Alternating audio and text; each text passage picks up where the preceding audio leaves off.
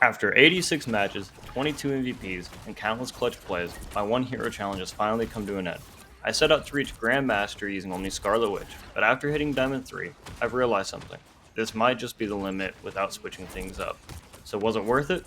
What did I learn? And most importantly, is Scarlet Witch actually viable and ranked? Let's break it all down. So why is Scarlet Witch? Simple.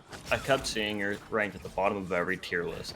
People constantly say that she's just a noob-friendly hero with no place in high ranks. But I consider myself an above-average gamer, and I wanted to test if she was actually that bad or if people were just overlooking her potential. Could one dedicated player make her work at higher levels? Turns out, the answer isn't as simple as you might think.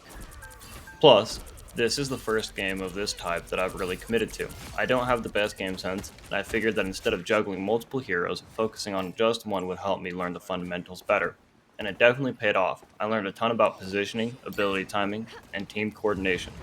But I still have my struggles, like overcommitting for a pick instead of staying alive. That's something I'm still working on. First, here's the proof. This was a true one hero climb. As you can see from my account stats, Scarlet Witch was my only pick the entire way there. 86 matches, 22 MVPs, 17 SVPs, no pocket picks, no backups, just pure dedication. And while I didn't reach Grandmaster, I genuinely believe this is the highest I could have gone without sinking way more time into grinding. So what makes Scarlet Witch even viable for a challenge like this? The biggest thing is her flexibility. She can play in multiple ways depending on the matchup. Against dive-heavy teams, I could stay back, use my abilities to peel, and help my backline survive. If I had a strong front line, I could play behind them and dish out consistent damage safely.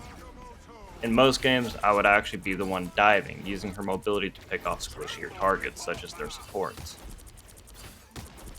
One of her biggest strengths is mobility. A lot of people underestimate her escape potential, but if you position well, she can be slippery and hard to punish. And of course, her ultimate is an insane teamfight tool. If timed well, it either gives you the numbers advantage or speeds up a teamfight win. The key is communication and timing. Now let's talk about the hardest part of the climb. Surprisingly, it wasn't Diamond. It was Platinum, and not because the players were insanely good, but because the games felt like a battle of attrition. Platinum is where I ran into the most stubborn players, people who refuse to switch, refuse to communicate, and just keep making the same mistakes over and over. You'll see someone get countered 3 times in a row, and still refuse to change how they play. It's frustrating, and honestly it's the biggest reason why I think this rank is so hard to escape. Then there's the classic rage quitters, players who leave after losing one round, or they initiate a surrender and give up. Like, bro, we have plenty of time to turn this around, why are you leaving? And let's not forget about the guys who go to negative but refuse to switch because they think they'll eventually pop off. And my favorite type of teammate, the trust me bro, I got this guy. The one who calls the shots, confidently locks in a pick, plays aggressively, then delivers nothing. And let's not even get started on the people who have Lord proficiency on a hero, but then you check their player history, and you realize they only have that badge because they've been hard stuck in Plat 3, playing 200 plus games. So why end the series here? Why not keep grinding?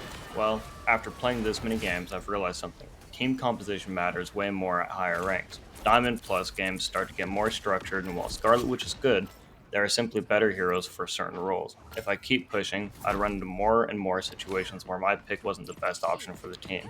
And at that point, I'd just be making the climb harder than it needs to be. Could I reach Grandmaster if I kept playing? Maybe. But would it be the best use of time? Probably not. At the end of the day, this challenge was a blast. I proved to myself that Scarlet Witch is way more viable than people think, and I learned a ton about positioning, timing, and adapting my playstyle to different team comps. But most importantly, I learned that sometimes being stubborn about a single pick can hold you back. I'm proud of this climb, but I also recognize that if I really wanted to push higher, I'd need to be more flexible.